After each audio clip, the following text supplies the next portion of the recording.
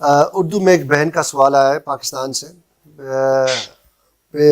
ظلم کی انتہا ہو چکی ہے اور صبر کی سب حدیں پار ہو چکی ہیں. وہ کہتے ہیں جب ظلم کرنے والا خود اس کا شوہر ہو تو کیا کیا جائے؟ تو تھوڑی سی ڈیٹیل بھی بتائیے کہ ماں باپ فوت ہو چکے ہیں، 2 بھائی ہیں، شوہر بھائیوں سے ملنے نہیں دیتا، ان کے پاس جانے نہیں دیتا، اور گھر میں بہت ستاتا ہے، ظلم و ستم کرتا ہے.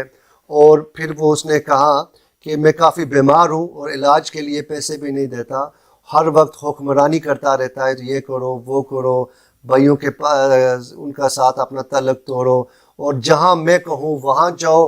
اور میرے حکم اسلام کا وہ مطلب اس کو مطلب اگزامپل دیتا ہے کہ اسلام میں یہ حقوق ہیں شوہر کے کہ جس طرح وہ بیوی کو کہے کس کے ساتھ تعلق جوڑنا ہے، کس کے ساتھ تعلق توڑنا ہے، اسی طرح کرنا ہے.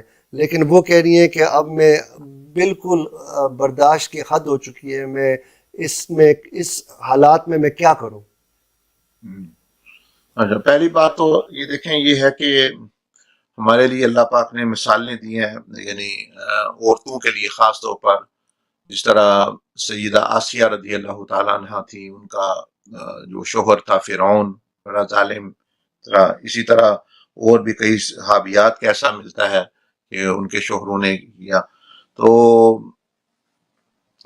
بات یہ ہے کہ پہلے تو دیکھیں یہ بڑے پیچیدہ معاملات ہوتے ہیں میاں بیوی کے، یعنی ان کی طرف سے بھی سننا تو پھر ہی بندہ صحیح رائے دے سکتا ہے. لیکن پہلے تو یہ کہ اگر دیکھیں، پہلے تو آپ کے گھر کا سکون ہے، آپ ہیں. اگر شوہر سے آپ پہلے تو آپ اللہ پاک سے دعا کریں اور یا ودود و 100 دفعہ پڑھیں، اور دن میں 500 دفعہ لا حول ولا قوت الا باللہ.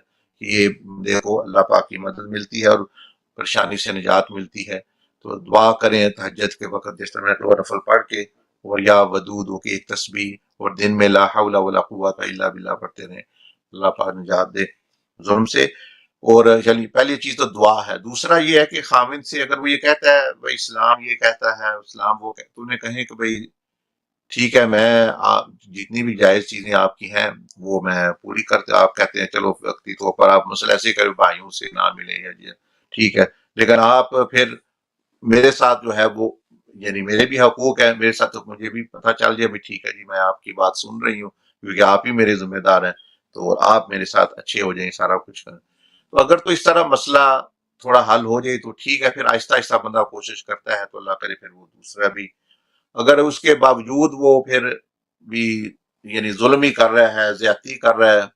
یہاں دوسرے ملکوں میں تو قانون بڑا سخت ہے، مطلب ایک فون کال کریں وہ ادارے آ جاتے ہیں، پولیس آ جاتی ہے، وہ بندے کی، عورت کی حفاظت کرتی ہے. لیکن وہاں جس طرح پاکستان میں ہے تو وہاں یہ ہے کہ اگر تو بہت زیادہ ظلم زیادتی جیسے بڑھ گئی، بندے کی جان کو خطرہ یا ویسے، تو وہ اسلام نے پھر یہ رستہ رکھا ہے کہ آپ بھائیوں سے پھر بات کر کے، بھائی آپ کے ساتھ اگر کھڑے ہوں صحیح طریقے سے، تو آپ اس شخص سے جان چھڑا لیں، خلا لے لیں اگر وہ ظالم ہے، اس طرح کر رہا ہے مثال کے طور پر.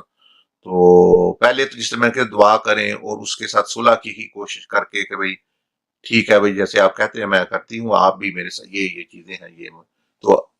تو پھر انشاءاللہ اگر 6 مہینے سال اس طرح اچھا گزرے تو پھر آہستہ آہستہ چلو رشتہ داروں کے ساتھ بعد کا مسئلہ ہے. لیکن اگر وہ پھر بھی ظلم بھی کرنا ہے اور یہ بھی نہیں کرنا، تو پھر وہ مشورہ کر کے، اسلام نے پھر اسی لیے طلاق یا خلا کا رستہ رکھا ہے کہ اگر نکاح میں رہنا مطلب اتنا ایک جہنم بن جائے تو بہتر ہے اپنا نقصان کرنے یا کسی کا نقصان کرنے سے وہ پھر بندہ جو ہے یہ بھائیوں کو بتائے، بھائی آپ کا ساتھ دیں تو وہ اپنا جو ہے وہ کر لیں. اور پھر تیسری چیز یہ ہوتی ہے کہ بعض دفعہ خاندان کے بڑے افراد ہوتے ہیں، ان کی بھی فیملی ہوگی، آپ کی بھی ہوگی، گاؤں کے بڑے لوگ ہوتے ہیں جن کی بندے سنتے ہیں، تو ان کو بھی ساتھ لے کے بھئی یہ معاملہ ہے اس طرح. تو میں بھی دعا گو ہوں اللہ پاک آپ کی مشکل اس دن کی برکت سے، جو یعنی حج ہو رہا ہے آج کے دن اور سعودی عربیہ میں عرفہ کا دن ہے، تو اللہ پاک آپ کی مشکل آسان کرے. تو یہ یعنی دعا ان کو موقع دیں، پھر بھائیوں سے مشورہ کریں. اور اگر نہیں، اگر آپ سمجھتے ہیں جہنم بن گئی، ظلم بہت حد سے بڑھ گیا ہے، صبر بھی تو پھر جائے اس کے کہ بندہ کوئی ذہنی معذور ہو جائے یا کوئی اور نقصان ہو جائے تو وہ اچھا ہے کہ وہ یعنی ایسے نکل جائے ایسے رشتے سے جو ہے.